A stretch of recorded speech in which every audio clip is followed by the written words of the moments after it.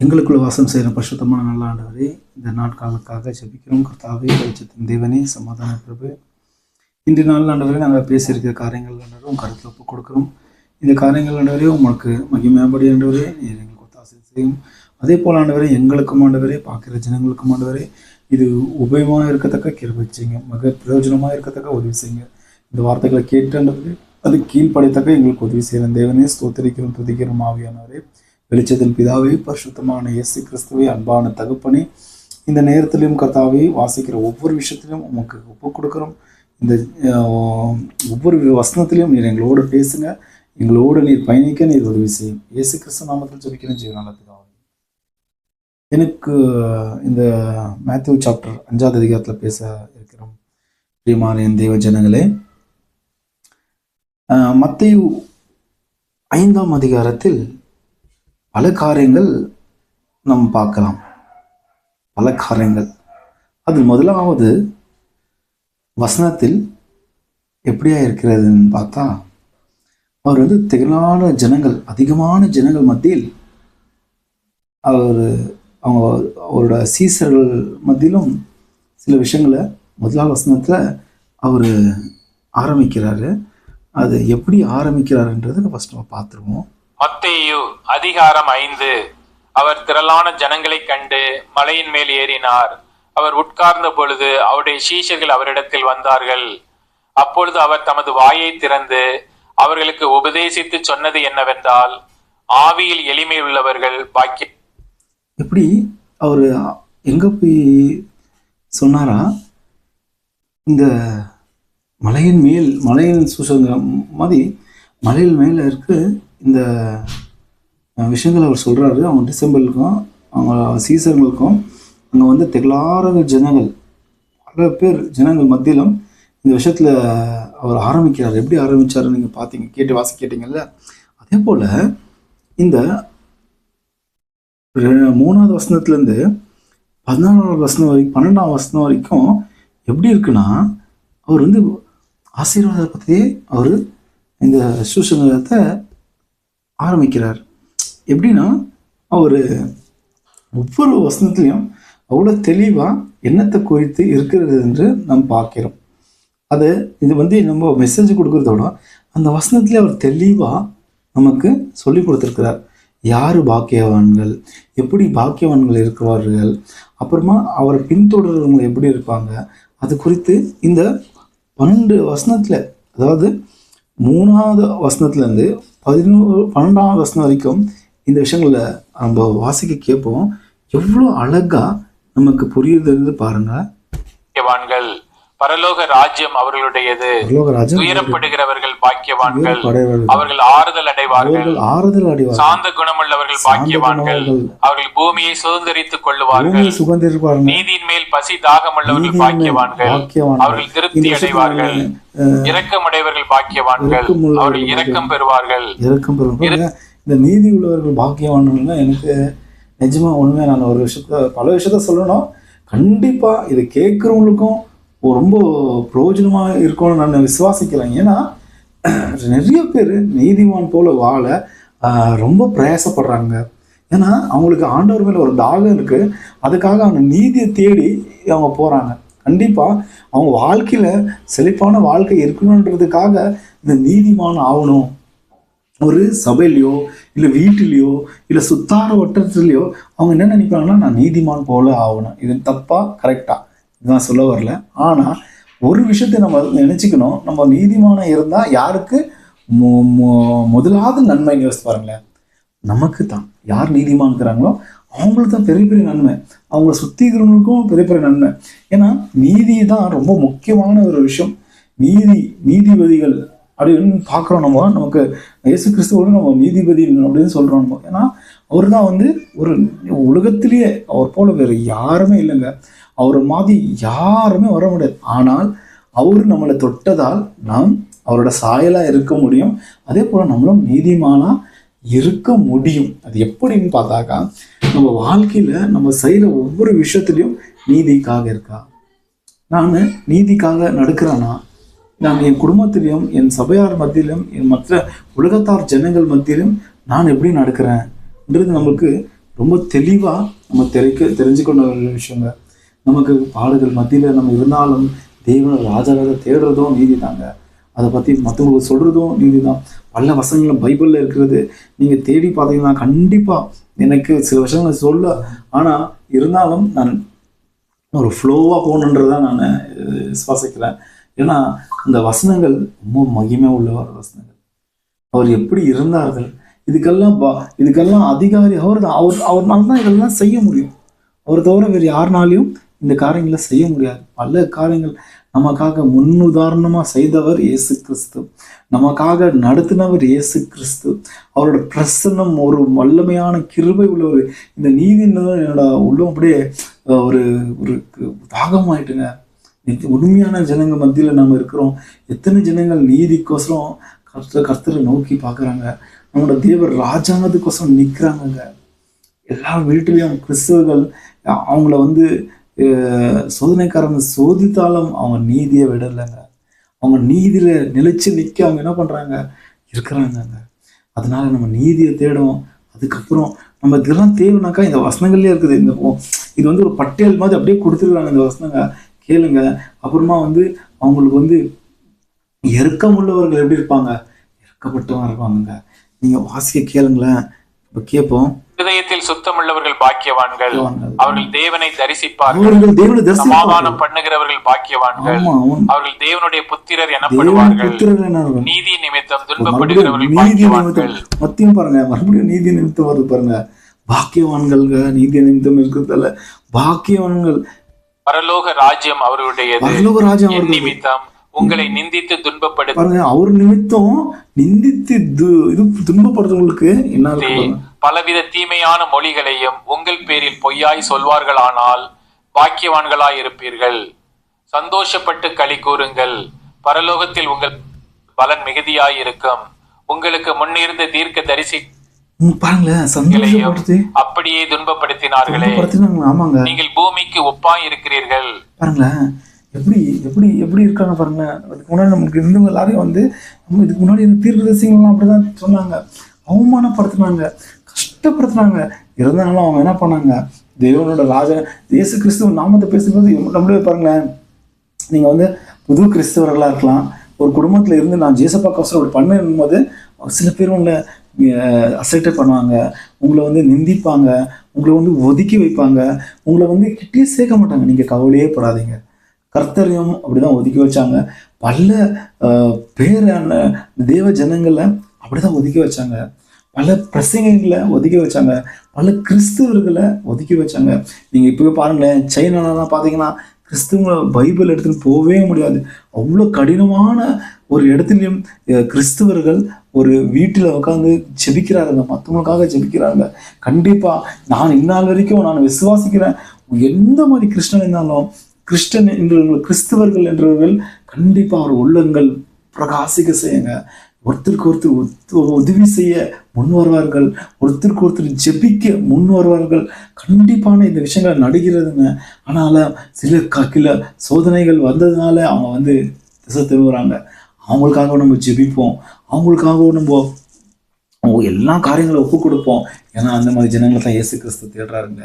நன்மை இருக்கிற பாருங்களேன். நீங்கள் ஒருவேளை கிறிஸ்துக்குள்ள எல்லாம் வந்துட்டீங்கன்னா அது உங்களுக்கு வந்து உங்களுக்கு திரும்ப உதவி செய்வேன்னு சொல்லிட்டு நினைக்காதீங்க. ஆனாக்கா உங்களுக்கு எல்லா ரைட்ஸும் இருக்குது, உங்களுக்கு எல்லா அதிகாரமும் இருக்குது, நீங்கள் செய்யணும். ஏன்னா ஒரு தந்தை வந்து ஒரு தந்தையும் பிள்ளையும் இருக்கும்போது இந்த உலகத்திலேயே பார்த்துக்கொள்ளுங்க. ஒரு தந்தை வந்து ஒரு பிள்ளைக்கு சில காரியங்களை கற்றுக் கொடுத்துட்டே இருப்பார். அவன் கற்றுக்கிட்டாரு, அந்த பிள்ளை வந்து கற்றுக்கிட்டாங்க அப்படின்னு அவர் நினைச்சாருன்னா அவர் என்ன பண்ணுவார், அதுலேருந்து கொஞ்சம் தூரம் நின்று அவரை செயல்படுத்தி பார்ப்பார். எப்படி, மகனே நீ செய்யப்பா, நீ உன்னால் முடியும் செய்கிற காரியங்கள் செயல்படுத்தி அவர் பார்ப்பாரு. அப்போது அந்த மகன் என்ன பண்ணுவான், ஆமாம் எனக்கு எங்கள் அப்பாலாம் எல்லாம் கற்றுக் கொடுத்துருக்காரு, இப்போ அதிகாரமாக கொடுத்துருக்கிறார், நாம் செயல்படுவோம் என்று அந்த பிள்ளை அதை தொடர்ந்து செய்யும் போது அவரோட தகப்பன் அதை நோக்கி பார்த்து கொண்டே இருப்பார். அப்போ பார்க்கும்போது என்ன ஆகுதுன்னா, அந்த பிள்ளை கரெக்டாக பண்ணுறானா செய்கிறாரான்றது ஒரு கவனித்து பார்ப்பார் தந்தையானவர் அல்வா. அதே போல தான் நம்ம இயேசு கிறிஸ்துவும் நீதிமான்களுக்கு எல்லாமே கற்றுக் கொடுத்திருப்பார். அவங்க செய்களை விட்டு பார்ப்பார். ஆனால் அந்த தகப்பனானவர் கவனித்து இருக்கும் போது பிள்ளை எதுனா ஒரு காரியங்களை கொஞ்சம் சறுக்குனாக்கா கண்டிப்பாக தகப்பன் அதுக்கு உதவி செய்வார். கண்டிப்பாக தகப்பன் அப்படி உதவி செய்வாரோ அதே போல தான் நம் கிறிஸ்துவான இயேசு கிறிஸ்து நம்மளை நமக்கு சறுக்கலான டைமில், நமக்கு முடியாத டைமில் அவர் ஒத்தாசைன்னு அனுப்புவார். அதுதாங்க ரொம்ப முக்கியம். யாரும் எனக்கு இது ஏசப்பா இது பண்ணல இது பண்ணல இல்லை, எல்லா காரியங்களும் பண்ணுவார். ஆனால் நம்ம எல்லாமே நம்ம கற்றுக்கணும், நம்ம செய்யணுன்றது அவரோட வாஞ்சை. ஏன்னா அவருக்கு உலகத்தில் அவருக்கு அவருக்கு ஆதியம் தெரியும், அந்தியம் தெரியும், அவருக்கு முழுவதுமாக தெரியும். தெரியாதவங்க தான் கொஞ்சம் எப்படி பண்ணுவாங்க, பயந்து ஐயோ அப்படின்னு சொல்லிட்டு நினைச்சுவாங்க. ஆனால் இயேசு கிறிஸ்துக்கு எல்லாமே தெரியறதுனால நம்மளை என்ன பண்ணுவார், செயல்படுத்தி பார்ப்பாரு. நம்ம செயல்படுற போது எப்படி நம்ம செயல்படுறது ரொம்ப முக்கியமான விஷயம். நம்ம ஒவ்வொரு விஷயத்தையும் செய்யும் போது கர்த்தருக்காக எப்படி நம்ம இயேசு கிறிஸ்து சொன்னாரு, பிதா பிதா பிதா பிதா. எப்பவுமே செய்யும் போதெல்லாம் யாருக்காக, பிதாக்காக ஒப்பு கொடுப்பார், பிதாக்காக செய்வார். எனக்காக இல்லை, பிதாக்காக செய்வேன் அப்படின்றத சொல்லிக்கொண்டே இருக்கும்போது எவ்வளோ ஒரு ஒரு ஒரு ஏழ்மையும் ஒரு தாழ்மையும் இங்கே தெரிகிறது. ஏன்னா அவருக்கு முழுவதுமாக நம்பிக்கை இருக்கு, அவர் பிதா. அதே போல தான் நம்மளும் நம் தகப்பனுக்கு சொல்லிக் கொடுக்கும்போது நம்ம கீழ்ப்படைந்து எங்கள் அப்பா கற்றுக் கொடுத்தாரு, எங்கள் அப்பா நடத்துகிறாரு அப்படின்னு நம்ம சொல்லிக்கொண்டே இருக்கணும். எத்தனையோ கிறிஸ்தவ குடும்பத்தில் பிரச்சனைகள் இருக்குதுங்க, பிரச்சனைகள் இல்லாத குடும்பம் இல்லை. ஆனால் ரொம்ப முக்கியமான விஷயம், ஆனால் நம்ம அதை தொடர்ந்து செய்யக்கூடாது. பிரச்சனைகள்லேருந்து எப்படி வெளியே வரணும்னு நம்ம ஜெபிக்க வேண்டும். அதனால் நம்ம விடுதலை ஆகி மற்றவங்களுக்கு சாட்சியாக இருக்கணும். அதுதான் பாக்கியவான்கள். கிறிஸ்து குடும்பங்கள் எத்தனை கஷ்டத்தில் இருக்கும், இருந்தாலும் அந்த கஷ்டத்துலையும் அவங்க வெளியே வர்றதுக்கு முயற்சி பண்ணுவார்கள். ஆனால் அவங்க கண்ணுகளெல்லாம் இயேசு கிறிஸ்துவையே நோக்கி பார்க்கணும். அவங்க வேற ஒரு அதான் மறுபடியும் நான் இதான் சொல்ல வேண்டியது, நிறைய கிறிஸ்தவர்கள் அவங்க ஏழையாக இருக்கலாம், அவங்களுக்கு ஒன்றுமே இல்லாத இருக்கலாம். ஆனால் அவங்களோட எண்ணங்கள் குணங்கள் எங்கே இருக்கும், தேவனோட ராஜாங்கத்து மேலே இருக்கும், தேவனோட சமூகத்தில் இருக்கும். அப்போது தேவனோட சமூகம் நம்மளோட இருக்குங்க. நம்மளும் ஒரு வேளை இந்த நேரத்தில் நம்ம ஏழையாக இருக்கிறோம், நம்ம நம்மளால் எதுவும் முடியல அப்படின்னு சிந்தித்து கொண்டிருந்தா உடனே நிறுத்துங்க, உடனே நிறுத்துங்க. இயேசு கிறிஸ்துகிட்ட கேளுங்க, இயேசுப்பா நான் என்ன பண்ண வேண்டும். ஒரு குழந்தைய போல, ஒரு பிள்ளைய போல ஆண்டவர்கிட்ட போங்க. என்ன சொன்னார் இயேசு கிறிஸ்து, சின்ன குழந்தைங்க அவர்கிட்ட வரும்போது சின்ன குழந்தைங்களை விடுங்க, அவங்கள தான் தேவனோட ராஜாங்கம், அவங்கள தான். அது போல் நம்ம தேடி போகும்போது நமக்கு அந்த தேவனோட ராஜாங்கம் கிடைக்குங்க. அந்த ஆவிக்குரிய வாழ்க்கையை நம்ம இன்னும் மகிழ்ச்சியாக இருந்து பல பேருக்காக நித்தியமாக ஒரு எப்படி நம்ம இருக்கிறோமோ அதோட பல மடங்கு ஆசீர்வாதத்தோடு இருப்போம், மற்றவங்களுக்கும் நம்ம ஆசீர்வாதமாக இருப்போம் என்ற இந்த வசனங்களை வாசிக்காடுங்களா பாக்கியவான்கள். அந்த பாக்கியவான்கள் மாதிரி நானும் என் வீட்டாரும் என்னோட கிறிஸ்துவர்கள் அனைவரும் பெற்றுக்கொள்ளும்படி நம்ம என்ன பண்ண வேண்டும், ஆயத்தப்படணுங்க. நம்ம முன்ன ஆமாங்க, யோபுக்கு எவ்வளோ பிரச்சனை வந்துச்சு, ஆனாலும் என்ன பண்ணல, அவன் தேவனை தேடணும். ஆனால் சில நேரத்தை பொழுதுனா அது வேற விஷயம். இருந்தாலும் நம்ம மனுஷர்களாக நாம் அப்படிதான் இருப்போம். ஆனால் தேவனோட பரிசுத்த ஆவியானவர் நம்மளோட இருந்தார்னா, எப்படி இயேசு கிறிஸ்து 4ஆம் அதிகாரத்தில் எப்படி சொன்னார், என்ன சொன்னார், அந்த வசனங்களை வைத்து பேசினார். அந்த மாதிரி நம்மளும் வசனங்களை வைத்து பேசும்போது நம்மளோட ஒவ்வொரு விஷயமும் சல்லிப்பாவும் மிக மகிமையாகவும் இருக்கணுங்க. நமக்கு இந்த உலகத்தில் என்ன வேணும், இந்த உலகத்தில் என்ன இருக்கு நீங்க பார்த்தீங்கன்னா எதுவுமே நிரந்தரம் இல்லை. இயேசு கிறிஸ்து மட்டும்தான் நிரந்தரம். பரிசுத்த ஆவியானவர் நம்ம நடத்துறது தான் நிரந்தரம். நீனும் நம் வீட்டாரும் நடத்துறது தான் நிரந்தரம். இது இங்கே இல்லை, நம்ம இந்த குடும்பத்தை அப்படியே அந்த பரலோகத்திலையும் நடத்துவோன்றது விசுவாசிங்க. நம்ம பாக்கியவான்களாக இருப்போம். அடுத்த விஷயம் பாருங்களேன், இந்த விஷயத்துல அவர் இந்த உப்பு பற்றி பேசுகிறார் பாருங்க. இந்த உப்பு அது எப்படி இருக்கிறது. இப்போ இந்த நம்ம பிளஸ்ஸிங்கை பற்றி பார்த்தோம். அடுத்தது இந்த 13ஆம் வசனத்துலேருந்து எப்படி பண்ணுறாரு, எந்த விஷயத்தை நமக்கு போதிக்கிறாருன்னா, இந்த உப்பும் அதுக்கு சார்ந்த வெளிச்சம். நீங்கள் வாசிக்க கேட்கலாம். நம்ம உப்பு பற்றி எப்படி அவர் பேசுகிறாருன்றது வாசிக்க கேட்போம். உப்பானது சாரமற்று போனால் எதினால் சாரமாக்கப்படும்? வெளியே கொட்டப்படுவதற்கும் மனுஷரால் மிதிக்கப்படுவதற்குமே ஒழிய வேறொன்றுக்கும் உதவாது. நீங்கள் உலகத்திற்கு வெளிச்சமாய் இருக்கிறீர்கள். மலையின் மேல் இருக்கிற பட்டணம் மறைந்திருக்க மாட்டாது. விளக்கை கொளுத்தி மரக்காலால் உப்பு பற்றி ஃபர்ஸ்ட் பேசலாம். இந்த உப்பு பற்றி எப்படி இருக்கும், அது உப்பு யூஸ் ஆகலைன்னா சும்மா எடுத்துன்னு போயிட்டு என்ன பண்ணணும், கொட்ட தான் முடியும். இது வீணாக்கிறது தான். உப்பு நம்ம எப்படி இப்போ யூஸ் பண்ணுறது தான் ரொம்ப முக்கியம். இப்போது நீங்கள் ஒரு உப்பாக இருந்தீங்கன்னா அந்த உப்புன்றது எதுக்கு ஒப்பிடப்படுறதுன்னா, மற்றவங்களுக்கு நீ ருசியாக இருக்கிறீங்களா, மற்றவங்களுக்கு உங்களோட வார்த்தைகள் எப்படி போய் சேருகிறது, அந்த வார்த்தையில் அவங்க எவ்வளோ சலிப்பாக இருக்கிறாங்க, அந்த வார்த்தையில் வைத்து அவங்க மற்றவங்களுக்கு எப்படி இருக்கிறாங்க. இதுதான் பறவைகள் உப்புகள். உப்புல நீங்கள் பார்த்தீங்கன்னா அவ்வளோ ஒரு நன்மைகள் இருக்கிறது, நீங்கள் மருத்துவத்தனமாக இருக்கிறது. இருந்தாலும் இந்த விஷயத்த நம்மளுக்கு ஏசு கிறிஸ்து நீங்கள் சொல்கிறாருன்னா, நம்ம ஒரு உதாரணத்துக்கு நம்ம சமையலுக்கு கண்டிப்பாக உப்பு போடுறோம். ஒரு சாதத்தில் சாப்பாட்டில் ஒரு உப்பு இல்லைன்னா எப்படி இருக்கும், நீங்கள் சாப்பிடுவீங்களா? சில பேர் சாப்பிட்றலாம், இப்போது நோயாளிகள் இருக்கும் போது சாப்பிட்றலாம். ஆனால் நமக்கு ருச்சி வேணும்னா, அதோட டேஸ்ட் நம்ம நாவில் பட வேண்டும் என்றால் நமக்கு உப்பு வேண்டும். அதே போல் குழம்புல கூட உப்பு வேணும். இது எது குறித்து சொல்லணும், நம்ம வாழ்க்கையில் நான் நடக்கிற ஒவ்வொரு விஷயத்திலையும் மற்றவங்களுக்கு நான் ருச்சியாக இருக்கிறேன், மற்றவங்களுக்கு கசப்பா இல்லாதபடிக்கு நம்ம நடந்து கொள்ள வேண்டும். முக்கியமான விஷயம், மற்றவங்களுக்கு கசப்பா இல்லாதபடிக்கு நாம் செய்ய வேண்டும். ஏன்னா நம் வாழ்க்கையில் ஒவ்வொரு விஷயத்தையும் நாம் செயல்படும் போது நாம் கிறிஸ்தவர் ஆனவர் வெளிப்பட வேண்டும். அதுதாங்க உப்பு. அதுதான் ஒரு உப்பு. நம்ம வாழ்க்கையில நம்ம ஏழையா இருந்தாலும், சின்ன விஷயத்துல நான் கேட்பேன், நீ ஏழையா இருந்தாலும் கோழையா இருக்காதப்பா அப்படின்ற பழமொழிங்கெல்லாம் சொல்லுவாங்க. அது பழமொழியாக போயிட்டு. ஆனா நம் கிறிஸ்துவ என்ன சொல்றார், நம் குடும்பத்தாரும் நம் கிறிஸ்தவர்கள் இப்படியா இருக்கும் போது பல பேருக்கு அதுல பிரகாசிக்க வேண்டும். அந்த உப்புன்றது எப்படி நம்ம பேசுற வார்த்தைகள் உப்பா இருக்கணும், சுவையா இருக்கணும். அந்த சுவையில ஜனங்கள் ருசிக்க வேண்டும், புசிக்க வேண்டும். இயேசுவின் வர்த்தம். இப்போ நம்மளுக்கு எது முக்கியமான நமக்கு உப்புனா இந்த வேத வசனங்களை தான். நம்ம வாசிக்க கேட்கும் போது நம் காதில் தேன் பாய வேண்டும். அப்படியாக நம் இதயத்தில் ஒரு சந்தோஷம் உற்சாகப்பட வேண்டும். அப்போது நம் மற்றவர்களுக்கு சொல்லும் போது அவரோட பிரசனம் சேருங்க, அவரோட வல்லமை சேருங்க. அப்போ அதுல எவ்வளோ நன்மைகள் இருக்கும். யோசித்து பார்த்தீங்களா? யோசித்து பாருங்க. கேளுங்க வசனங்களை.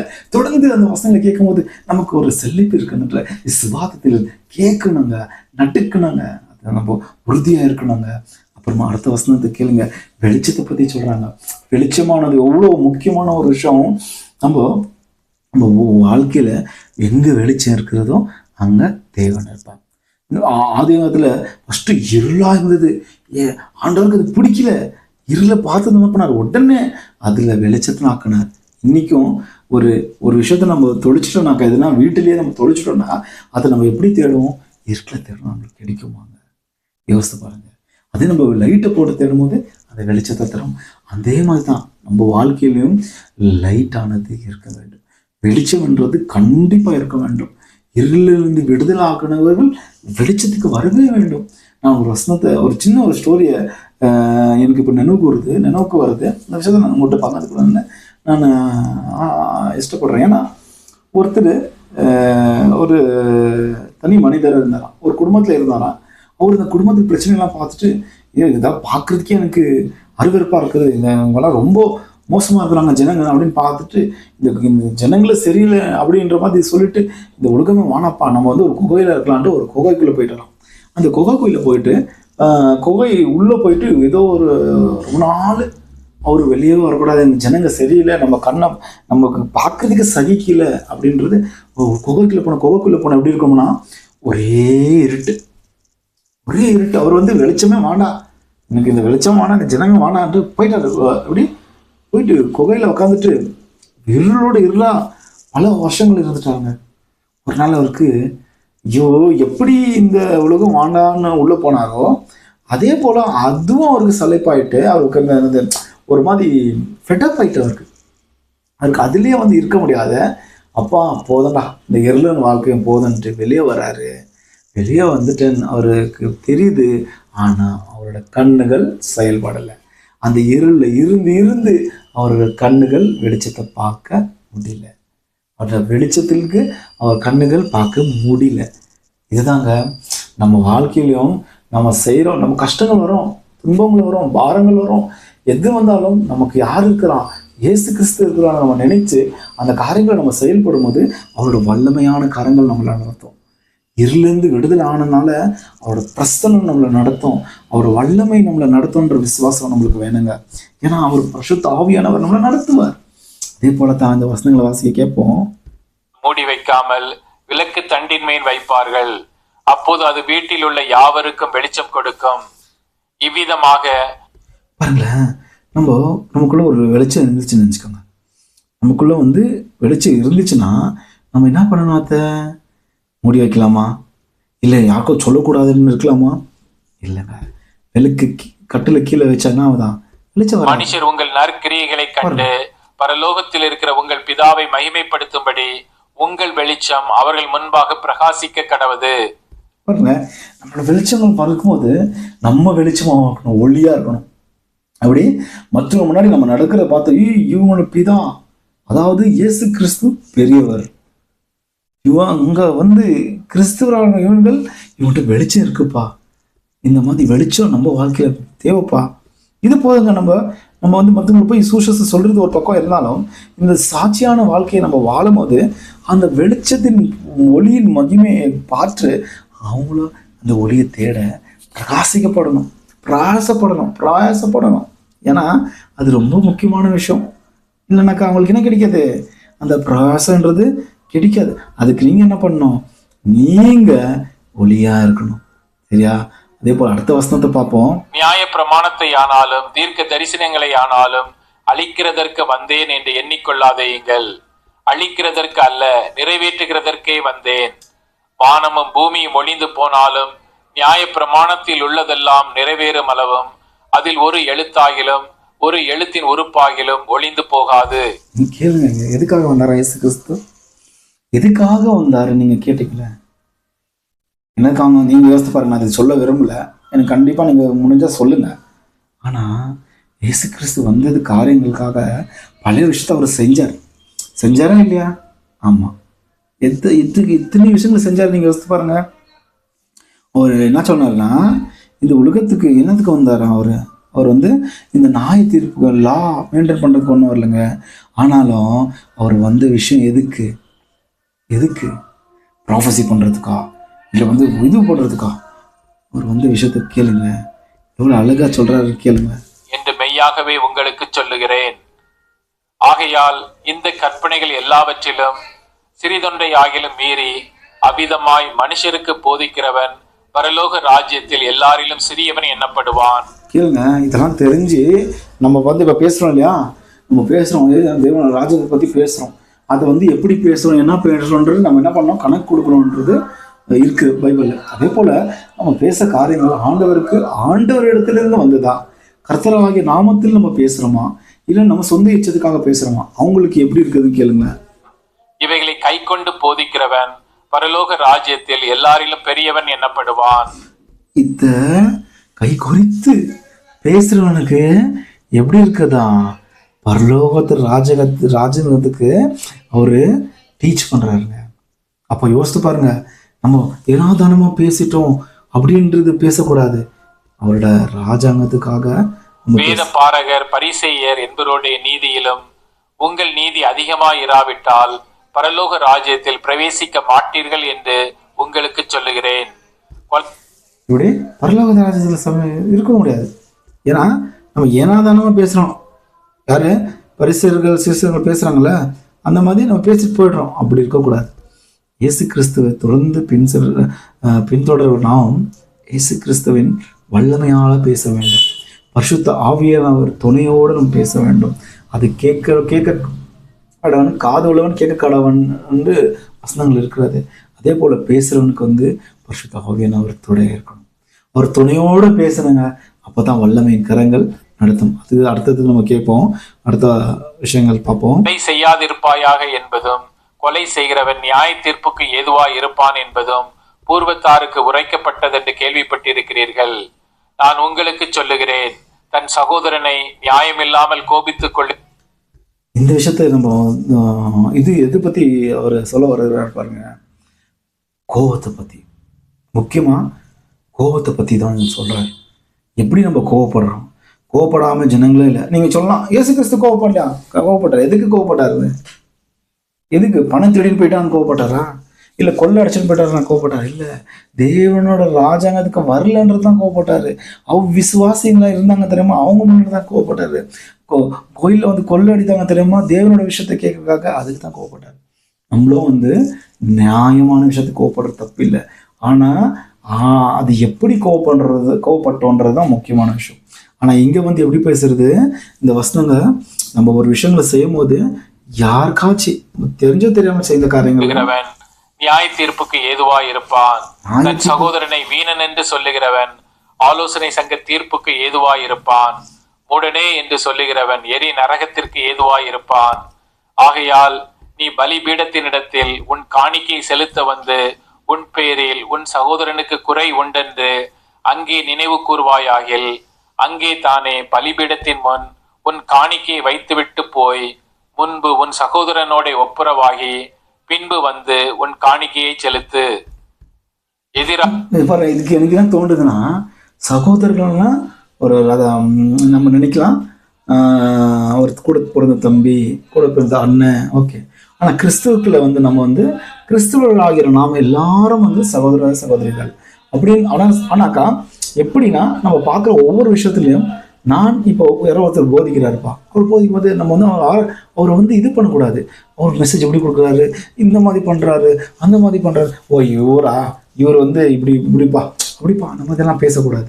அவருக்கு விரோதமாக நம்ம வந்து அவருக்கு ஒன்றுமே தெரியலன்னு சொல்லி, அவருக்கு கொடுத்த தாளன்ட்டு அவர் என்ன பண்ணுறாரு, இயேசு கிறிஸ்து கொடுத்த தாளன்ட்டு அவர் பேசுகிறாரு.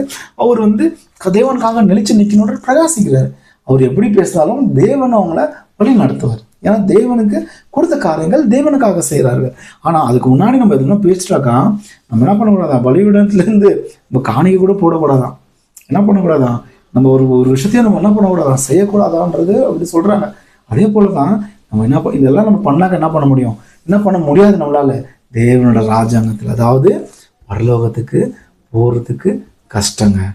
இது தொடர்ந்து உன்னை நியாயாதிபதியினிடத்தில் ஒப்புக்கொடாமலும் நியாயாதிபதி உன்னை சேவகனிடத்தில் ஒப்புக்கொடாமலும் நீ சிறைச்சாலையில் வைக்கப்படாமலும் இருக்கும்படியாக நீ உன் எதிராளியோடு வழியில் இருக்கும் போதே சீக்கிரமாய் அவனுடனே நல்மனம் பொருந்தாவிட்டால் நீ ஒரு காசும் குறைவின்றி கொடுத்து தீர்க்க மட்டும் அவ்விடத்திலிருந்து புறப்பட மாட்டாய் என்று மெய்யாகவே உனக்கு சொல்லுகிறேன். என்ன பண்ணலாம், நீ உடனே அங்க வந்து இது மனம் திரும்பலாம், கண்டிப்பா மனம் திரும்பணும். உடனே என்ன பண்ணணும், மனம் திரும்பி அவங்கள்ட்ட நம்ம என்ன பண்ணணும், அவங்கள்ட்ட ஒப்புரவு வந்து ரொம்ப முக்கியமான ஒரு விஷயம். உடனே மனம் திரும்பினா கர்த்தருக்கு மகிமையா இருக்கும். அதே நேரத்துல அந்த சகோதரர்களும் மகிமையா இருப்பாங்க. அவங்களும் வந்து அப்பா நம் தேவன் பெரியவர் என்று சொல்லிக் கொள்வார். அந்த விஷயம் நான் சொல்லுது. இந்த வசனம் வந்து ரொம்ப முக்கியமான வசனம். நம்ம செய்கிற காரியங்கள் வந்து ரொம்ப தெளிவாக இருக்கணும். நமக்கு எத்தனை காரியங்கள் போதித்துக்கிறாங்க, ஆனாலும் கிறிஸ்தவர் நாம் சில நேரத்தில் தப்பு பண்ணிடுறோம். அதுக்கு மன்னிப்பு ஆண்டவர்கிட்ட கேட்கறதுனால நம்ம மன்னிப்பு கிடைக்கும். ஆனால் தொடர்ந்து அந்த விஷயங்களை நம்ம மறுபடியும் செய்யாதபடிக்கு நம்ம ஆண்டவராகிய நாமத்தில் நம்ம கேட்கும்போது நமக்கு விடுதலை கிடைக்கும். இது வந்து எப்படிப்போ இந்த வசனம் இந்த இப்போ பேசின விஷயம் எப்படி இருந்துச்சுன்னா, ஒரு கிறிஸ்தவருக்குள்ள எப்படி நம்ம இருக்கக்கூடாதுன்றத இந்த வசனத்தை பார்த்தோம். இப்போ பார்த்த வசனத்துல அப்புறமா ஒரு கிறிஸ்துவன் அதுல தப்பு பண்ணிட்டா எப்படி நம்ம விடுதலை ஆகணும், அவங்கள்ட்ட எப்படி மன்னிப்பு கேட்கணும். இப்போ உலகத்தார் என்ன பண்ணுவாங்கன்னா, மன்னிச்சிடும், அவங்க பேச மாட்டாங்க, அவங்க வந்து பகைச்சிக்குவாங்க. ஆனால் நம்ம அவங்களுக்காக ஜெபிப்போம். அதே போல தான் இங்கேயும் நம்ம என்ன பண்ணணும், மற்றவங்களுக்காக ஜெபிக்கணும். இந்த விஷயங்கள்லாம் பார்த்தோம். அடுத்த விஷயத்தை பற்றி பேசுகிறாரு பாருங்க, விபச்சாரத்தை பற்றி பேசுகிறாங்க. இந்த 27ஆம் வசனத்துலேருந்து 30ஆம் வசனம் வரைக்கும் ரொம்ப இம்பார்ட்டண்ட்டாக கவனிச்சு கேளுங்களேன். விபச்சாரத்தை பற்றி பேசுகிறாரு. செய்யாதிருப்பாயாக என்பது பூர்வத்தாருக்கு உரைக்கப்பட்டதென்று கேள்விப்பட்டிருக்கிறீர்கள். நான் உங்களுக்கு சொல்லுகிறேன், ஒரு ஸ்திரியை இச்சையோடு பார்க்கிற எவனும் தன் இருதயத்தில் அவளோட விபச்சாரம் செய்தாயிற்று. இப்படி பாருங்க, என்ன சொன்னாங்க பார்த்து கேட்டீங்களாங்க. நம்ம விபச்சாரம்னா என்ன நினைச்சிட்டோம், விபச்சாரம்னாக்கா ப்ராக்டிக்கலாக ஒரு உடல் உறவு வச்சுட்டா தான் விபச்சாரம், அல்லது அவங்க 2 பேரும் ஒன்றா இருந்தாக்கா விபச்சாரம் அப்படின்னு நம்ம நினைச்சிருந்தோம். இது எப்படி பழைய ஏற்பாட்டில் இயேசு கிறிஸ்து என்ன சொல்றாரு, நீங்க கவனித்து பார்த்தீங்கன்னா, யாராச்சும் ஒரு ஸ்ரீயை, அதாவது ஒரு பெண்மணியை தொடர்ந்து பார்க்கறது, இப்படி பார்க்கறது வேறங்க, அவங்க கண்ணுல இச்சையா, அவங்க இதயத்துல இச்சையா, கண்ணை மாத்திரம் பார்த்து சொன்னாங்க, ஆனா இதயத்தின் விஷயம் இதுல குறிப்பிட்டு இருக்கிறது. அவங்க கண்ணில் பார்த்து இச்சையான்னு நினைச்சிட்டாங்கனாக்கா அவங்க என்ன ஆயிட்டாங்களா, விபச்சாரர். விபச்சாரர். நீங்க பாருங்களேன், பார்த்துட்டு ஐயோ இப்படியா அப்படின்னு நினைச்சு பார்த்தீங்கன்னா அது விபச்சாரம். எத்தனையோ பேர் நல்லபடி பழகுறாங்க, நல்லபடி நடக்கிறாங்க, அவங்க கண்ணத்துலயும் அவங்க இதயத்திலும் என்ன இருக்குதுன்னு அவங்களுக்கும் ஆண்டவருக்கு மட்டும் தான் தெரியும். ஆனா ரொம்ப முக்கியமான விஷயம், இந்த விஷயங்கள்ல நம்ம ரொம்ப பெரிய ஜாக்கிரதையா இருக்க வேண்டும். ரொம்ப ஜாக்கிரதையா இருக்கணும். இந்த விஷயத்துல மட்டும் ரொம்ப ஜாக்கிரதையா இருக்கணும். வலது கண் உனக்கு இடறல் உண்டாக்கினால் அதை பிடுங்கி எரிந்து போடு.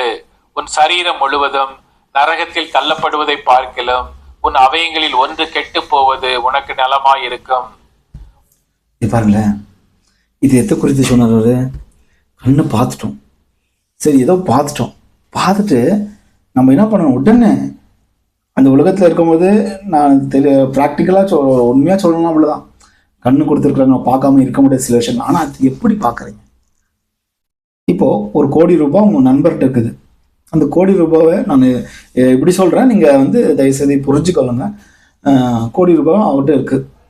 அந்த நண்பர் பார்த்து சொல்கிறார், இந்த கோடி ரூபாய் நான் ரொம்ப கஷ்டப்பட்டு சம்பாதித்தேன் அப்படின்னு சொல்கிறேன். இப்போது அதை நம்ம எப்படி பார்க்குறோம்? இந்த பணம் நமக்கு இல்லை, நமக்கு கிடைச்சா அப்படி இருக்கும் அப்படின்னு நினைக்கிறோம் இல்லையா? ஆனால் அப்படியே கிடைச்சா எப்படி இருக்கும் நினைக்கிறது தப்பு. நீங்கள் நினைக்கிறது வந்து பணம் கிடைச்சா நல்லா இருக்கும்னு நினைக்கிறது தப்பு இல்லை. ஆனால் நீங்கள் கஷ்டப்பட்டு அதை வந்து ஏற்றுக்கொண்டு அதை வந்து நீங்கள் அனுபவிச்சிங்கன்னா, சம்பாரிச்சிங்கன்னா அது நல்லது.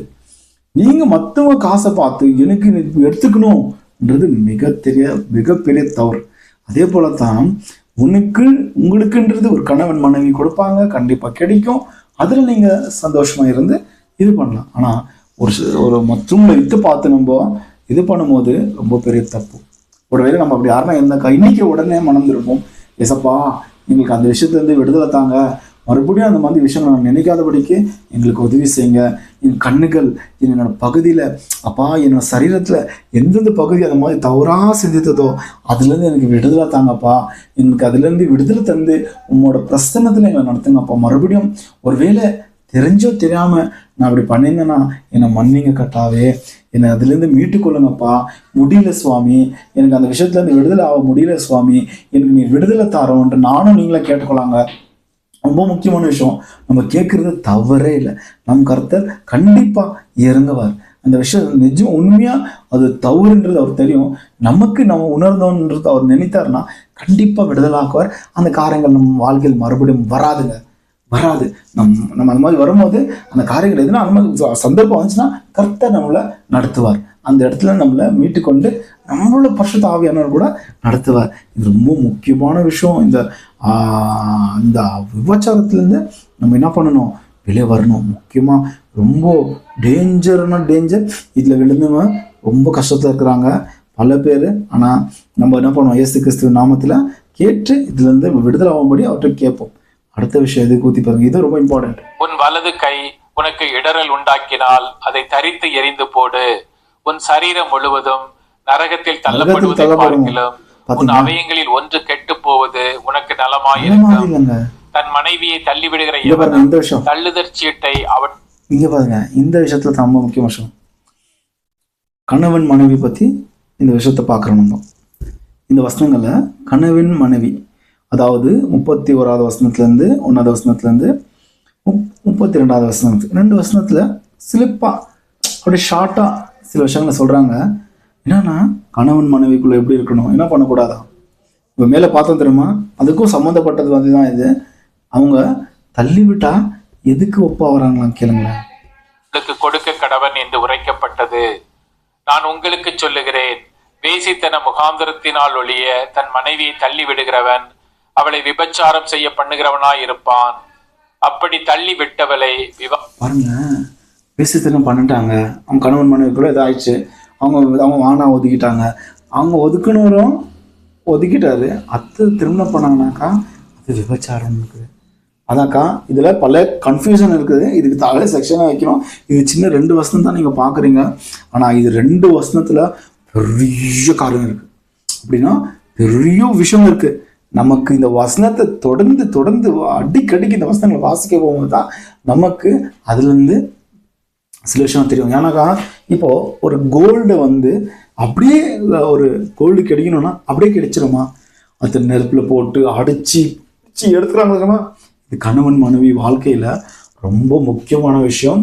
அது போலதான் பிரச்சனைகள், கஷ்டங்கள், வேதனைகள், பாடுகள், எத்தனையோ துன்பங்கள் மத்தியிலும் அவர் என்ன நடக்கும், அந்த அதுல பிரச்சனை நடந்தாலும் நம்ம என்ன பண்ணணும், கோல்டு போல அதுலேருந்து நமக்கு வெளியே வரணும். அதுதான் இந்த வசனங்கள் தொடர்ந்து நீங்கள் படிக்க ஒவ்வொரு நாளும் உங்களுக்கு புதிதா பொக்கிஷமாக வருங்க.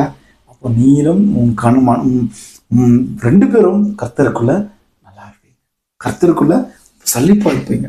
கேளுங்களேன். பாகம் பண்ணுகிறவனும் விபச்சாரம் செய்கிறவனாய் இருப்பான்.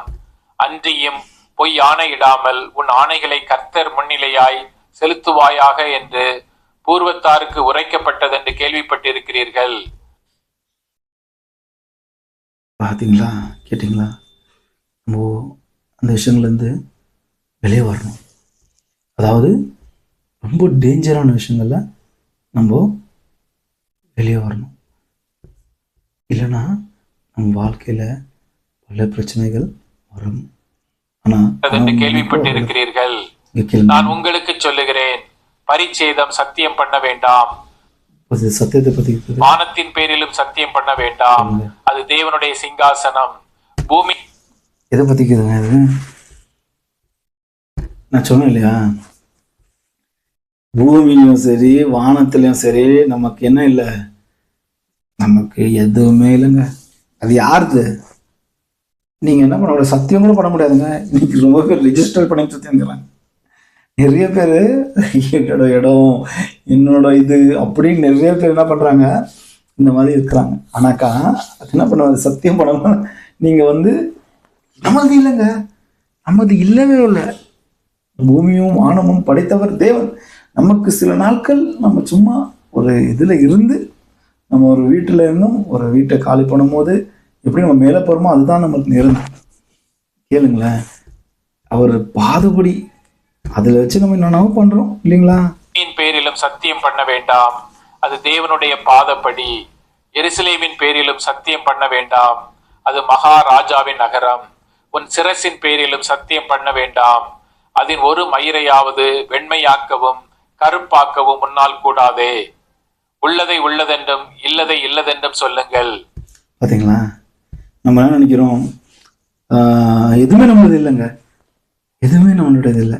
நமக்கு இப்போ இருக்கிற குழந்தைங்களை வந்து என்ன பண்ண முடியாது, நம்மளால ஒரு விஷயத்தையும் நம்ம வந்து அவங்கள முடியக்கூட என்ன பண்ண முடியாது, ஒன்றும் அதை வந்து கலர் கூட பண்ண முடியாது. ஏன்னா நம்ம டை போட்டுக்கலாம் அந்த மாதிரி.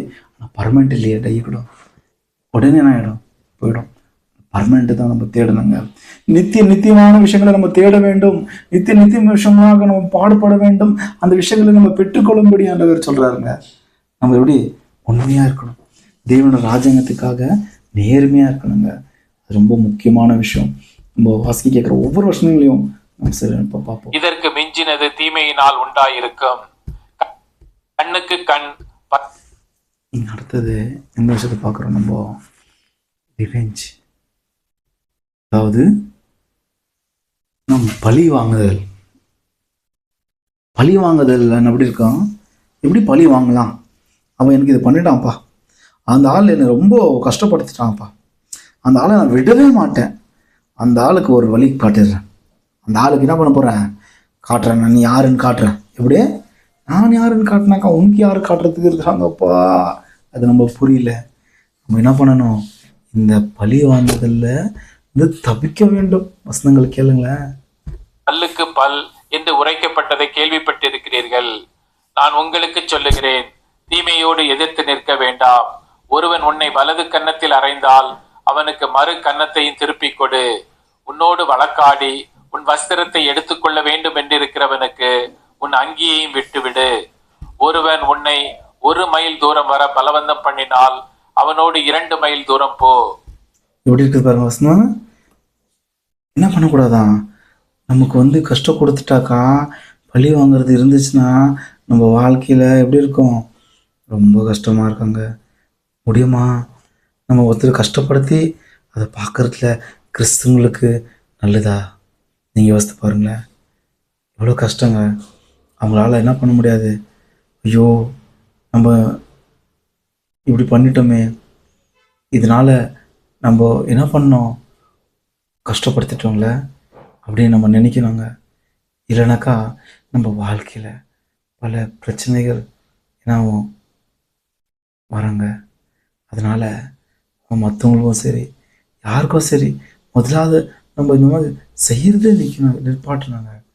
அதனால் நம்ம என்னால் முடிஞ்சிடும், நான் பண்ணாத காரியமா அப்படின்னு நம்ம ஒரு நாளும் சொல்லாதபடிக்கு நம்ம நீதிமான் போல வாழ நம்ம இஷ்டப்படணுங்க. ஆயத்தமாக இருக்கணும். கேளுங்க. உன்னிடத்தில் கேட்கிறவனுக்கு கொடு, உன்னிடத்தில் கடன் வாங்க விரும்புகிறவனுக்கு முகம் கோணாதே. உனக்கு இது ரொம்ப முக்கியமான விஷயம். கடன், நம்மளே கடனாளிகளாக இருக்கோம், மற்றவங்களுக்கு நம்ம எப்படி கடன் கொடுக்குறது? யோசனை வந்துட்டா அப்போ நீங்கள் யோசிச்சிட்டிங்கன்னா நல்லதுக்கு ஆரம்பிக்கிறீங்கன்னு அர்த்தம். யோசிச்சு மட்டும் இல்லை, அந்த விஷயத்தை எடுத்து யார்கிட்ட போகணும்? ஆண்டவர்கிட்ட போகணுங்க. ஆண்டவர் சமூகத்தில் போகும்போது அவரோட பிரச்சனை நம்மளோட நடத்தும் போது அவரோட வல்லமை கரங்கள் நம்மளை நடத்துறத நம்ம உணர்வோங்க. அவரோட பிரகாசம் பரிசுத்தமான தேவன் அவர். அப்போ இந்த விஷயங்களுக்கெல்லாம் நம்மளுக்கு என்ன விடுதலை கண்டிப்பா. அடுத்தவனை சிநேகித்து உன் சத்துருவை பகைப்பாயாக என்று சொல்லப்பட்டதை கேள்விப்பட்டிருக்கிறீர்கள். நான் உங்களுக்கு சொல்லுகிறேன், உங்கள் சத்துருக்களை சிநேகியுங்கள். இங்க பாருங்க, அடுத்த வசனம் பார்த்தீங்களா? இது எதை பத்தி குறிக்கிறதுனா அன்பு. ஆங்கிலத்தில் லவ் என்பது சொல்வார்கள் அல்லவா? அதுபோல அன்பு எவ்வளோ முக்கியமான விஷயங்கள் நம்ம கொரிந்தியர்ஸில் பார்க்குறோம்.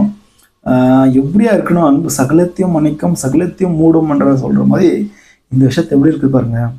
நீங்கள் வீட்டில் இருக்கிறவங்களுக்கு மட்டும் அன்பாக இருக்கணும். சில பேர் இன்னைக்கு வீட்டுக்கு வெளியே வந்துட்டு பேருக்கு அன்பாக இருக்கிறாங்க, ஆனால் வீட்டுக்குள்ள போனாக்கா அன்பாக இருக்கிறாங்களா? நீங்கள் யோசித்து பாருங்க. யோசிக்க வேண்டும். அதே போல நாம் செயல்பட வேண்டும். அன்பு சகலத்தையும் மறுக்கும், மூடும், சகலத்தையும் செய்யும். ஏன்னா அன்புக்கு அவ்வளோ ஒரு விஷயத்தை. இதுக்கு முன்னாடி நம்ம ஒரு சில வருஷம் ஆசையை கேட்டோம். உங்கள்கிட்ட யாருன்னா ஷர்ட் கேட்டாக்கா நீங்கள் என்ன பண்ணுங்க? கொடுங்க. இன்னும் அதிகமாக இருந்துச்சுன்னா, உங்களோட கோட் இருந்துச்சுன்னா அதுவும் கொடுங்க, உங்கள் பேண்ட் இருந்துச்சுன்னா அதை கொடுங்க அப்படின்னு வசனம் சொல்லுங்க. அதுக்கு நீங்கள் நடு ரோட்டில் இருந்து கொடுக்க வேண்டியதுன்னு சொல்லுங்க. அது புரிஞ்சுக்கொள்ள வேண்டும். கேட்குறவங்களுக்கு கொடுக்க வேண்டும். ஏன்னா நம்ம இயேசு கிறிஸ்துவை கேட்டோம், நமக்கு கொடுத்தார். அந்த கொடுத்தல் வாங்குதல் எப்படி இருக்க வேண்டும்? அது ஐக்கியமாக இருக்க வேண்டும். அந்த விஷயம் மிக ஐக்கியமாக இருக்க வேண்டும். அதில் அன்பு இருக்க வேண்டும். ஐயோ, நான் இவனுக்கு கொடுத்தா அவன் கொடுக்க மாட்டான், அது கொடுத்தா அவன் அது கொடுக்க மாட்டான். எதுவும் கொண்டு வர முடியாது, எதுவும் கொண்டு போக முடியாதுன்னு வசனங்கள் இருக்குங்க. இருக்கா இல்லையா? ஆனா நம்ம இந்த உலகத்துல இந்த மாதிரி செய்ய முடியுமா? அதுதான் கேள்வி. டாட். எப்படி? புள்ளி. முடியலையே. ஒரு மனிதனால் முடியலையே, எதுவும் பண்ண முடியலையே. எனக்கு இப்ப இந்த விஷயம் சொல்லும் போது எனக்கு எது ஞாபகம் வருதுன்னா, இயேசு கிறிஸ்து ஒரு வீட்டில் போயிட்டு சாப்பிட உக்காந்துக்கும் போது ஒரு ஸ்ரீ அவர் கால் கடையில் உட்காந்து அழுந்து அந்த கண்ணீரில் அவர் பாதத்தை தொடிச்சுட்டே இருக்கும்போது என்ன ஆச்சான்? அது பல பேர் அதை பற்றி பேசினா உங்களுக்கு தெரியும். அந்த வசனம் எங்கே இருக்குதுன்ட்டு அது பேசும்போது அவர் என்ன சொன்னார்? நீங்களும் எனக்கு குடிக்க கூட தண்ணி தரலப்பா. இந்த பெண்மணியும் வந்ததுலேருந்து ஒரு கூதல்ல என் பாதத்தை கழுவிக்கிட்டே இருக்கிறான் கண்ணீரால. பல மடங்கு தைலத்தை போட்டாருன்னு பைபிள் குறிக்கிறார். யோசித்து பாருங்களேன், எப்படி இருக்கும்? இயேசு கிறிஸ்துக்கு எவ்வளோ அதை விபச்சாரி ஸ்ரீன்னு சொன்னாங்க. அவங்க இயேசு கிறிஸ்து தப்ப பேசிட்டாங்க. ஆனா உடனே இயேசு கிறிஸ்துவ தெரிஞ்சு அதுக்கு பதில் கொடுத்தார். அதே போல தாங்க நம்ம வாழ்க்கையில் இந்த காரியங்களை நம்ம எடுத்து செய்யும் போது கிறிஸ்துவானவர் பரிசுத்த ஆவியானவர் துணையோட நம்மளை நடத்துவார். அவரால் முடியும், நம்மளால இல்லை, நம்மளால முடியாது. ஆனால் ஓரளவு நீங்க இந்த விஷயங்கள்லாம் செய்து பெரிய ஒரு பங்காளரா, தேவனுடைய ராஜாங்கத்துல பங்காளரா இருந்தீங்கள். ஆனால் இதுல நம் செயல்பட நமக்கு வல்லமை உண்டு. முக்கியம் மற்ற விஷயங்களை வாசிக்க கேட்போம்.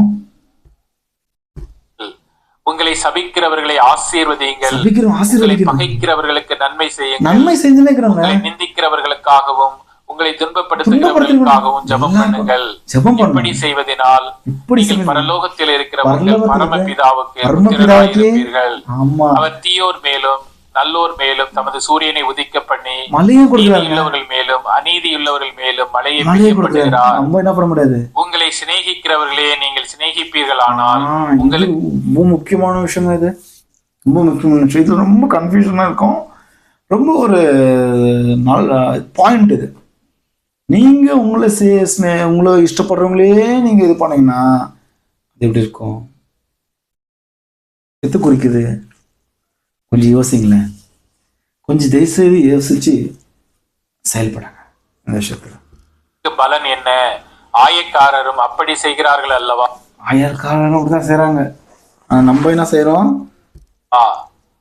உங்கள் சகோதரரை மாத்திரம் வாழ்த்துவீர்களானால் நீங்கள் விசேஷித்து செய்கிறது என்ன? ஆயக்காரரும் அப்படி செய்கிறார்கள் அல்லவா? ஆகையால் பரலோகத்தில் இருக்கிற உங்கள் பிதா பூரண சர்க்குணராய் இருக்கிறது போல நீங்களும் பூரண சர்க்குணராய் இருக்க கடவீர்கள்.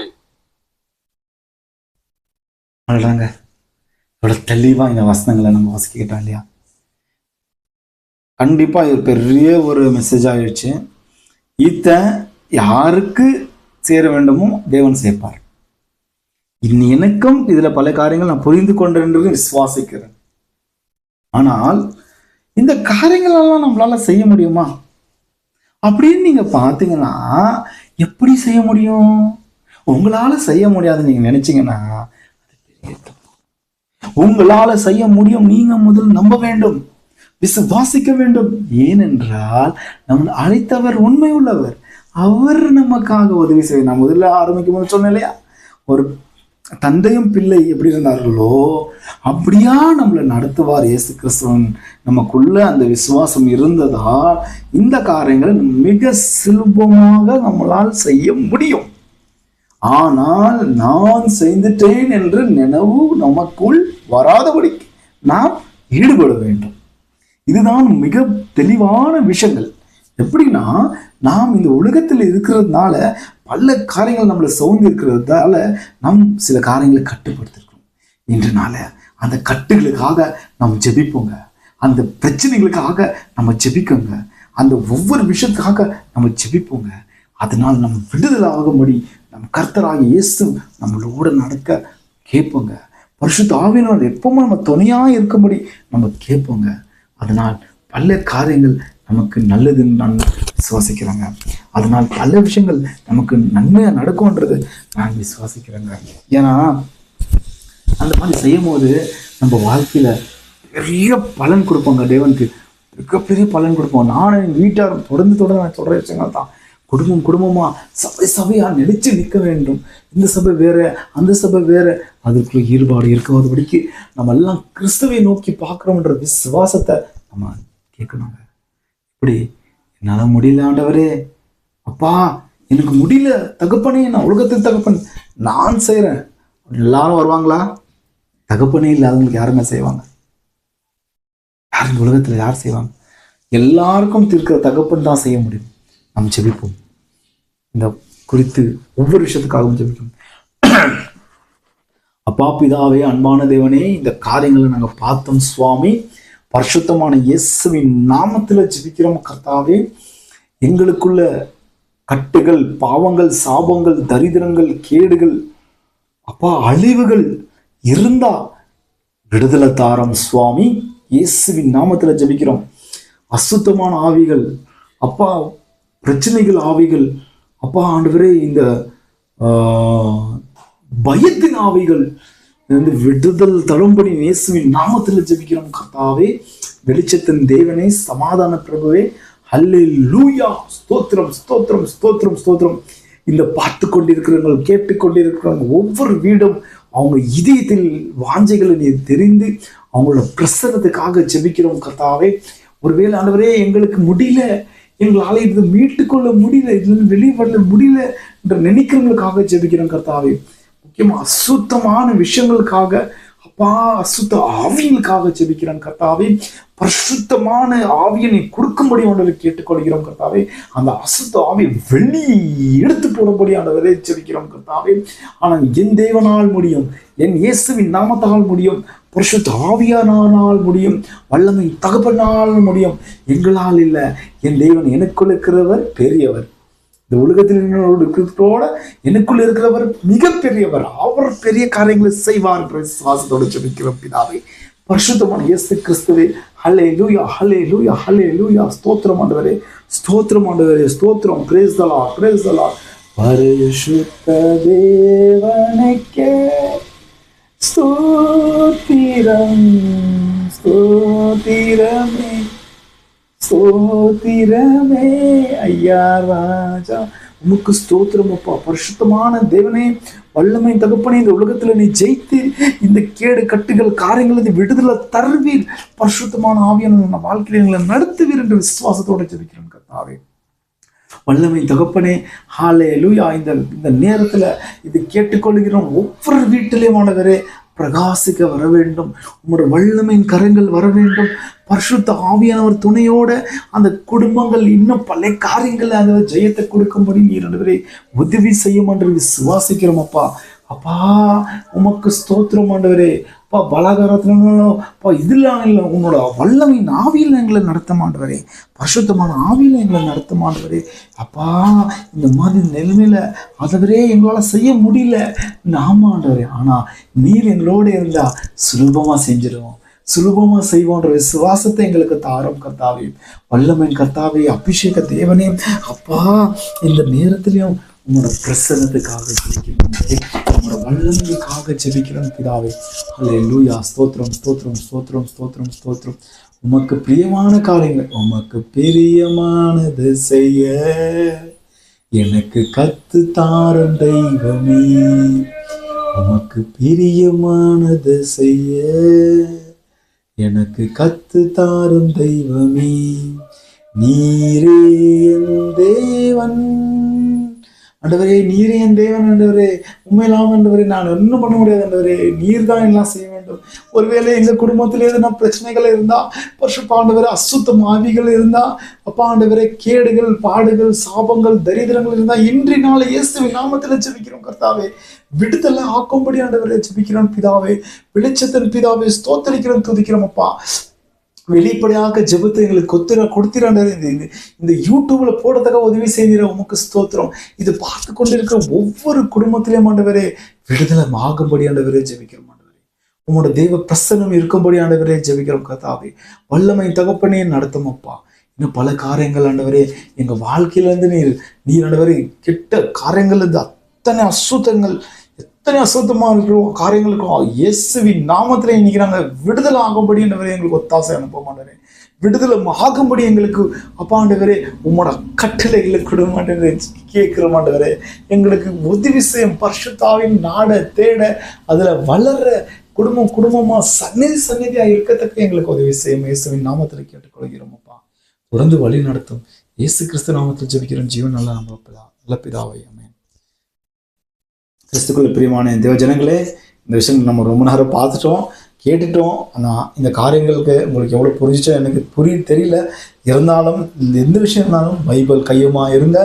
ஒவ்வொரு விஷயத்திலையும் நீங்கள் வசனம் கேட்கும் போது கவனித்து பாருங்கள். அந்த வசனம் உங்களோட எப்படி பேசுது, இந்த விஷயங்கள் உங்களோட பேசும்போது உங்கள் வாழ்க்கையில் பல காரியங்கள் நீங்களே வெளிச்சமாக இருந்து சலைப்பாக இருக்கணுன்றது தான் நம்ம எல்லா கிறிஸ்தவரோட ஒரு உறுதி கொள்ள வேண்டும் என்று நான் நினைக்கிறேங்க. ஆமாம், பல காரியங்கள் நம்ம மறந்துடுறோம், தப்பு பண்ணுறோம். ஆனால் இந்த தேவன் மதிப்பார், நம்மளை எல்லாம் ஆசீர்வதிப்பார், கிருபையாக நடத்துவார். இயேசு கிறிஸ்துவ நாமம் பரிசுத்தம் உள்ள நாமங்க, அவர் வல்லமை பரிசுத்தம் உள்ள விஷயங்க. நம்ம என்ன பண்ண வேண்டும், தொடர்ந்து நம்ம இந்த சேனல் சப்போர்ட் பண்ணுங்கள். அதே போல் இந்த ஜெபிங்க. இது எங்களுக்கு தெரிஞ்சது நான் பெரிய ஒரு எதுவுமே ப்ராக்டிஸ் பண்ண இது பண்ணல. எனக்கு தெரிஞ்ச விஷயத்த நான் பகிர்ந்துக்கணும்னு நான் நினைக்கிறேங்க. ஆனால் இதில் பரிசுத்த ஆவியானவர் நடத்தினாரான்றது தான் எனக்கு முக்கியம். அவரோட நாமம் மகிமைப்படணுங்க, அவரோட நாமம் மட்டும் மகிமைப்படணுங்க. அதுக்காக போதாங்க என் வாழ்க்கை. ஏன்னா என்னை மீட்டெடுத்தவர் அவர், என்னை காத்து கொண்டவர் அவர், என்னை நடத்தினவர் அவர். அவரை தவிர எனக்கு வேறு யாரும் இருந்தில்லைங்க. அவர் எந்த நேரத்தில் நான் சாட்சி சொல்கிறேன். ஆனால் அதுக்கு முன்னாடி நான் அவருக்காக நான் என்ன செஞ்சுட்டு அது சொல்லி இதெல்லாம் சின்ன காரியமே இல்லைங்க, தூசு. ஆனால் எனக்காக அவர் எத்தனை பாடுகளுக்கு சிலுவையில் சுமந்து தீர்த்தாருங்க. இன்றைய நாள் நான் நேற்றும் இன்னி காதலை எதில் தப்படைந்தா கூட அதுக்காக அவர் தாங்க பாடுபடுறாரு. நான் என்ன மட்டும் சொல்லலைங்க, எல்லாரும் பற்றி தான் சொல்கிறேன். இன்னைக்கு நான் காத்தால இதெல்லாம் தப்பு பண்ணியிருந்தேன்னா, இப்போ நான் தப்பாக பேசியிருந்தேன்னா அதுக்கு யாருங்க தண்டி போடணும்? இயேசு கிறிஸ்துங்க. அந்த மாதிரி தப்பு பண்ணாதபடிக்கே என்னை நடத்த வேண்டும் என்று நம்ம எல்லாரும் நடத்த வேண்டும் நம்ம கேட்டுக்கொள்வோம். தேவஜனங்களே, அடுத்த வீடியோவில் நம்ம பார்ப்போம். தொடர்ந்து நீங்கள் சப்போர்ட் பண்ணுங்கள், ஆண்டவரை தேடுங்க. ஆமென்.